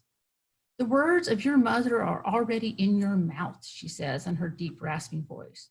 Her words will knock against your teeth, bump and rub against the inside of your cheeks. Sentences will fall out of your mouth, land hard against the child of your heart. Everyone does it. You won't be any better. You hang your head in the shame of sins not yet committed. For whatever reason, the stepmother does not go to work with you. You exhale in relief as you walk down the sidewalk next to the financial building where you work. The air is flawless, so clear that it makes clarity its own quality, something as tangible as water. You held your niece's hand once walking down the street like this, and she bounced at the end of your arm like a balloon on a string. She sang and skipped and talked, the words flowing around you. You can imagine that happening with your own child, a girl. A small hand in yours, she would be joy incarnate. Each day, you get home before your husband and are alone with the stepmother. Him, of course, he hasn't seen. She shuffles behind you one afternoon, dragging her clumsy skirt, as you inventory the completely extraneous baby supplies. Embarrassingly ahead of yourself, you have stashed baby bottles in the upper cabinets where your husband can't see them. Tiny socks mingle with your own in your small dresser drawers. One achingly beautiful pink dress, hand-sewn ribbon flowers all around the hem, hangs in the closet next to your khakis and button-down shirts. Ridiculous, the stepmother says. How can you explain the new and strange longings that are as much a part of your physical as of your psychological need? You often have the sense that your arms are empty, that your womb is ready to swell like a ripening peach. Your ears are tuned already to hear the soft squalling cry, the odd mew of a newborn. The need to have a child affects you like a disease, causing a fluidity of your bones and alteration of your blood flow. I'm going to stop there. I think that's my time. That's probably about a third through it. So thank you. Thank you very much, Mary, for being a part of this. We appreciate you reading. So do you have to put up with John too down there at Calera? Do you teach in the same school he does? We don't. He teaches at the middle school and I teach at the high school. Okay, I got you. All right, thank you very much. He was my mentor. Thank you. Next up, we're going to move on to Nathan Ballingrud. Nathan is the author of Wounds, 6 Stories from the Border of Hell and North American Lake Monsters. He is a 2-time winner of the Shirley Jackson Award and has been shortlisted for the World Fantasy, British Fantasy, and Bram Stoker Awards. His novella, The Visible Filth, was adapted into the movie Wounds, and North American Lake Monsters is being filmed as Monsterland, an anthology series on Hulu. And he lives in beautiful Asheville, North Carolina. So Nathan, if you are ready to roll, I'm going to turn it over to you. Thank you for being with us. Okay, thank you. Yeah, thanks for having me tonight. And again, don't forget to make a contribution to Wild Roast. It's a shame we couldn't have this on site, and I'm looking forward to that I can be there. So tonight I'm going to be reading from a novel that is due to come out next year. It's called The Strange. It takes place on Mars in 1930, so it's a bit different from what I usually do. What you have to know for this particular scene, the narrator is can you hear me? I'm getting a notification that my internet is unstable. I think you're good. Okay, good. The narrator is Annabelle Crisp. She's 14 years old. And in this scene, the diner where she works with her father has just been robbed. Her father was injured. After seeing that he's being taken care of, she comes back to the diner to lock up, only to find it occupied by a bunch of men trying to decide how to respond to what happened. So here we go. A cluster of people were gathered at the diner, which looked as bright and busy as a workday lunch rush. I pushed my way through the front door into a discussion already underway about what to do. Mr. Wickham, the burly proprietor of a metal parts store in nearby Digtown, was in the middle of surrendering. Going after them at this hour would be too dangerous, he said. Hearing that almost dropped me to my knees. I had assumed that there would be only one option here, and that all voices would be unanimous in its support. That Mr. Wickham, of all people, with his drooping black mustache and his bunched arms as though he were fashioned for the particular purpose of flinging men through the air like hay bales, that he advocated bowing the head to these wretches indicated a weakness at the core of ourselves, one I would not have given credence to even an hour earlier. Better to wait until morning. We won't have to fear ambush, and we'll have daylight on our side. By that time, they'll be miles away, I shouted. Several of the men who had not seen me come in turned to look at me with expressions as various and cloudy as their own cowed hearts. They'll disappear into the desert. You all know that. A big blonde farm boy, one of the Dunn boys, a beefy clod named Fenris, put his hand on my shoulder and suggested I go back to check on my father, who was no doubt in need of a daughter's ministrations. He smiled at me, the way you smile at upstart children or at good-natured dogs in the high reaches of enthusiasm. And I wanted to go. I was small in a grove of tall men with loud opinions, and though I had not been typically shy with my own, that had been with my peers. These were men accustomed to being taken seriously, accustomed to reacting to hardship with wisdom and careful methodology, accustomed most of all to do these things free from the buzzing of little girls. But it felt wrong to leave the diner to this crowd of angry men. There were 9 or 10 of them at this point, stalking around the dining area like ants from a kicked nest, talking in big voices about what they would have done if they'd been there, and the necessity for prudence now that it was past. One of them came out of the back room and said it was all picked over. There wasn't anything left. They speculated about my father's future and came to grim conclusions. I couldn't abide it any longer. These men were jawing like they were sharing a smoke after dinner. And what about the thieves that came in here and attacked my father and stole from us? Why do you keep going on like you was some kind of philosophers when you could be out reclaiming what we lost? There was only 3 of them. Assemble some men who ain't scared of the dark and bring them back here. You curb that ignorant tongue, young lady. It was Jeremiah Schenck, the most loathsome man on Mars. He was tall and thin, and I was sure he walked in the favor of the devil, whose approving gaze bent his body into a configuration reflecting the misfunction of his own soul. Will you have us race into darkness to be set upon like lambs? Will you have them fatten their stores with our own flesh? You're a child, with a child's notion of the world. Go back to your daddy, as you were told. I felt the hand on my shoulder again. Fenris leaned into my ear and said, Come, Annabelle, you're not doing any good here. But I'm supposed to lock up, I said weakly, and I felt the heat of tears gathering behind my eyes. The diner belonged to my father, and to my mother, and to me too. It had been invaded twice now tonight, each time by offensive, entitled oafs strutting about like it was their own. It felt abhorrent to leave them there, like leaving a mob of unruly boys in a room full of delicate things. It felt like surrendering ownership of something precious. I'll walk you back, Fenris said. I needed your help earlier tonight. I don't need it now. He looked properly chastened, though I wondered, unkindly, whether it was real or only for show. I always thought that there was something of the actor in Fenris, that he knew how he was supposed to behave and acted accordingly, though he did not feel it in his heart. Looking into his face, which radiated kindness, I wanted to slap him for the liar I believed him to be. But I did not. I shouldered past him, hot with shame, and I left the diner in defeat. The light from the window painted a bright wash over the ruddy sand at my feet, and the clamor of their useless talk followed me like a stink in the air. The paths connecting the homes and the buildings of our colony were well trod, both by human feet and by the plodding of our engines. I could have followed the packed dirt to my own front door in my sleep, and according to my mother, had once done that very thing. But the thought of going back to the sick-smelling hab, where my father languished in his compromised dignity, held no appeal for me. I turned right, off the road, toward the swelling darkness of the desert night. I'm told that the colonists had difficulty getting used to the colder temperatures of Mars. The sun is smaller here, the day is shorter and cooler. Twilight is the common mood of our sky. I don't remember any difficulty adjusting, but I was only 5 at the time, and everything was new and wonderful. Even so, I found myself wishing for my coat as I approached the town limits, and I wrapped my arms around myself as a strong gust of wind carved into me, spraying my face with sand. I peered through it, over the flat black plain that was spilled into the vast, haunted crater that we called the Strange, where we mined the mineral of the same name that gave the illusion of life to our engines, where spirits were rumored to walk. I looked for any sign of the thieves, the light of a lantern, the movement of a shadow.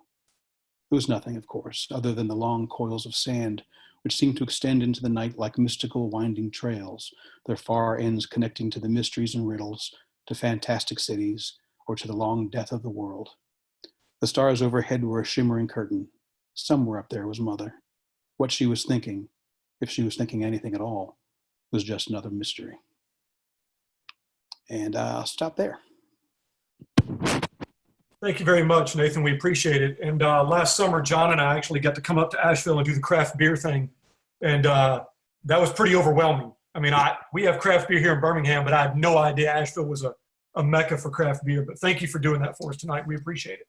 Thank you. All right, we have 2 left. So before we wrap it up with these last 2 readers, if y'all will make sure and check out the website for Wild Rose to donate.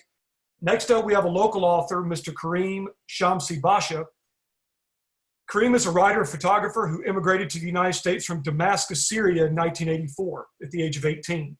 He has worked for such publications as National Geographic Traveler, Sports Illustrated, People Time, Newsweek, the New York Times, and the Washington Post. His children's book, The Cat Man of Aleppo, has received 5-star reviews. He has published 4 other books. The Beauty Box is a collection of photographs and essays about Southern beauty parlors and their vanishing culture. Shelter from the Storm was commissioned by the Salvation Army and offers vignettes and stories of the homeless. Sweet Home, Alabama contains photographs and essays about the state Karim loves. His 4th book was published a few months ago and is causing a stir, Marriage Advice from a Divorced Guy. Karim has written an essay for the book, Alabama Christmas, along with Helen Keller and Truman Capote. Next for Karim is a novel, Cactus Pear, the story of a 15-year-old Muslim boy in love with a Christian girl amid the Syrian civil war. His wish for people to love one another is where his personal and professional goals commune. He is a father to 3 brilliant and beautiful children, Zayd, Duri, and Demi, and he lives by the motto Carpe Diem. His work can be seen at www.arabinalabama.com and www.hirekarim.com. Karim, thank you so much for being with us. Thank you for having me. Down at the at Ho Henry's in passing, and we really appreciate you being here, and I will turn it over to you. Thank you so much. Can you hear me okay? Can you hear me okay? Yes, I can. I think you're good.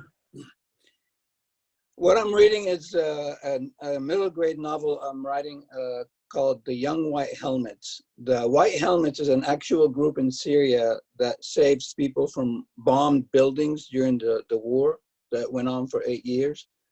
And these are their children. It's a fictionalized aspect of it. Here we go. A year before this story began, White Helmet leader Husni Ayesh hugged Duri, then kissed him on the forehead. He knew his son never liked it when he went on missions, but Husni lived to save people every day. Without him and the other brave white helmets, many more people would be dead in this dreadful Syrian civil war. Are you coming back, Baba? Dury said, his eyes big, his heart aflutter. Of course I will, Habibi. I have every time, haven't I? Okay, bring me a surprise, Dury added with a slight grin. His Baba always brought him little surprises from his missions. It could have been candy, a toy, a smooth rock.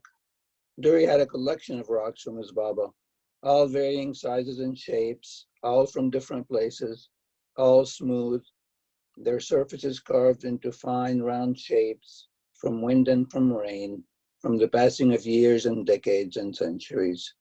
Dury would hold the rocks while his Baba was away on missions and consult its inners if he was coming back. Many white helmets never came back. He had friends whose Babas never came back. The rock was always right. The walkie-talkie on Husni's belt buzzed. Meet you at the address I texted, the voice said amid crinkly static. Gotta go. See you soon, Habibi, Husni said, rushing out the door. That afternoon, Dury's mama answered the phone, listened for a few seconds, then fell on the floor. The beginning. Zayd, Dury, and Dimi ran as fast as they could and hid behind a fence covered with honeysuckle vines, hoping not to be discovered. They're gonna find us, Dimi said, panting. Shh, stay quiet, Zayd whispered. I wish I can peek down the street. Are they still there? Dury took out a candy bar out of his pocket and peeled away the wrapper, looked at it, then took a bite. How can you be thinking about chocolate at a time like this, Zayd said. Dury smiled and slowly eased the silver wrapper to the side behind the bushes. Now he could see the reflection of their street. They're gone. I don't see anyone, Dury whispered. What if they're waiting on us behind a car or something? We better stay put, Dimi said. The three lived in the Saddaf neighborhood in Damascus, a community that had not seen much destruction due to the civil war ravishing Syria for more than 8 years. No one knew when the war would end. The repressive dictatorial government had squashed what began as the Arab Spring 8 years back. This revolution ended up dragging on as the government and the rebels continued fighting. The two groups were not so much like oil and water. They were more like volcanoes and raging fires, same nature, both able to burn and destroy and ravage, both liable to fly wild in any direction, wind or not. But life seemed resilient despite the war. People still went to work and school and did their best to stay alive. Zayd, Dury, and Dimi were allowed to play near their building and the market where their uncle had a store, provided it was calm and no rumbling was taking place. It was only a matter of time before the three found themselves following in the footsteps of their parents, the White Helmets. Thank you so much.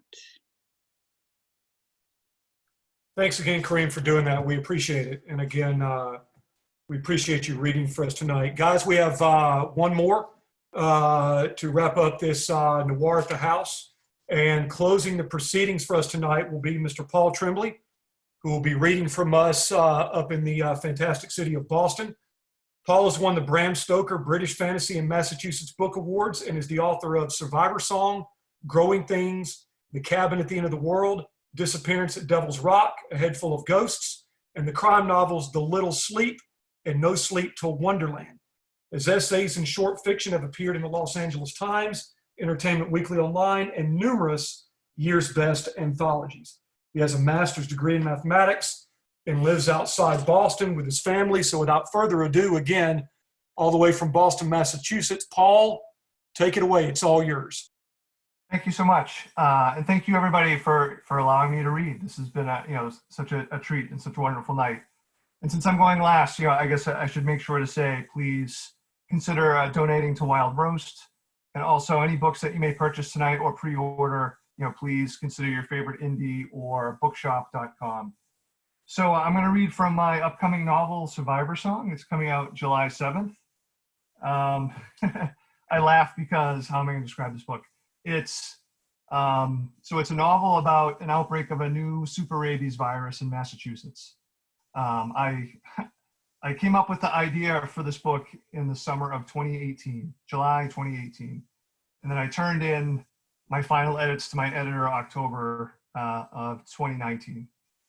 So if there are any, and there are, if there are any sort of, not, I don't want to say prescient, but like if the book sort of feels like what we're living through now, all credit goes to my sister Erin, who's one of my good friends and my hero. She's a nurse at a big city hospital in Boston, one of the biggest hospitals in Boston. You know, so anything in the book that talks about N95s and PPE and just like what the general response to an outbreak of a virus was, you know, the benefit of my sister, you know, sharing freely with me. All right, so I'm going to read from the first chapter. The book opens with a pregnant woman named Natalie. She's 38 weeks pregnant. The super rabies virus has just sort of overtaken the Boston area, or the suburbs of Boston, really. Her husband has just returned home from a trip to the grocery store, and they're in sort of a brief, tense conversation. And it picks up in this conversation. Her husband's name is Paul, by the way, but he's much shorter than I am. Paul says, I didn't even tell you there was a fox staggering in the middle of Washington Corner intersection like it was drunk, and it fucking dove at my front tire. Natalie nods and says, maybe we're at the worst point now.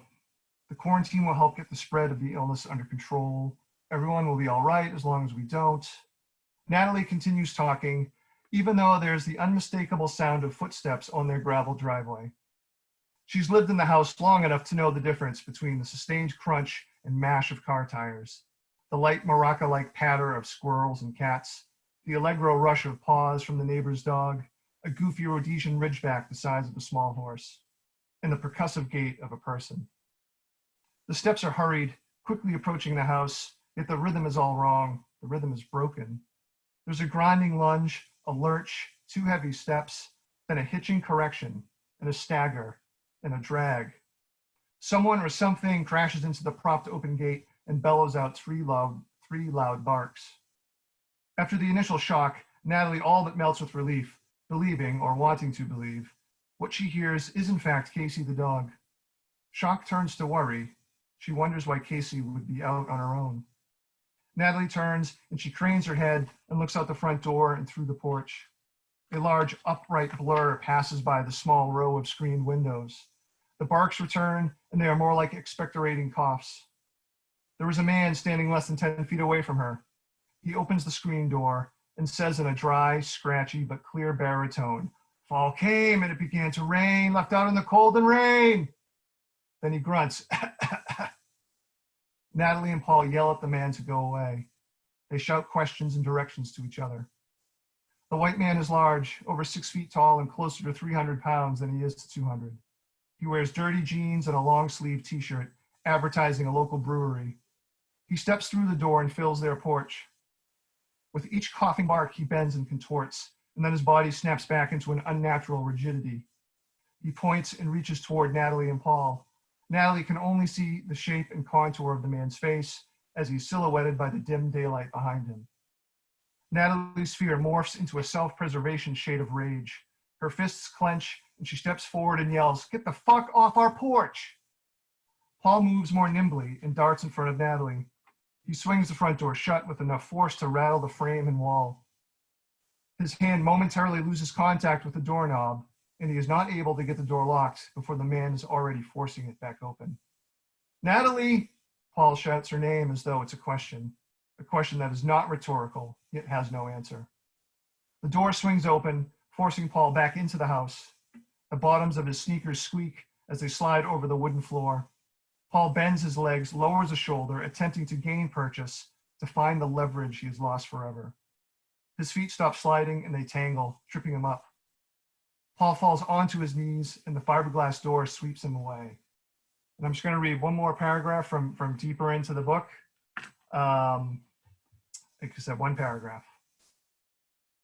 The virus doesn't herald the end of the world, or of the United States, or even of the Commonwealth of Massachusetts.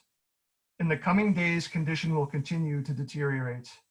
Emergency services and other public safety nets will be stretched to their breaking points, exacerbated by the wily antagonists of fear, panic, misinformation, a myopic, sluggish federal bureaucracy further hamstrung by a president unwilling and woefully unequipped to make the rational science-based decisions necessary, and exacerbated, of course, by plain old individual everyday evil. But there will be many heroes too, including ones who don't view themselves as such. Thank you. Awesome. Thank you, Paul. We appreciate you being here. And that was did you say when you introduced yourself, that was your sister who's in harm's way? Yes. She works as a nurse up there in Boston? Yeah, she works as a nurse in Boston. Yeah. Okay, great. Well, listen, thank you guys. Again, I'm not a writer. I teach history, and I happen to know John. So that's how I got this gig, and I really enjoyed doing it. So hopefully when all this mess is over, we can see each other in person at the Wild Roast and points beyond. So y'all stay safe, take care of yourself. And David, if anybody else wants to chime in and unmute and talk, I guess you want to take over for a minute? Yeah, I just want to say that I've been recording the show, and because it's an hour and a half of video, it'll be a huge file, and it'll take a while to process. But I'll try and get the video on YouTube tomorrow, so we can share it with everybody and people who weren't able to make it. Thank you, David. I appreciate it, and thanks to all the readers and all the people who tuned in to listen. Fun event. Made my pandemic. Thank you. Cheers, John. Cheers, everybody. Thank y'all. Appreciate it. Cheers. Thanks, y'all. Thanks for coming out. Good stuff. Thanks, everyone. Have a good night. All right. Hey, I just want to say that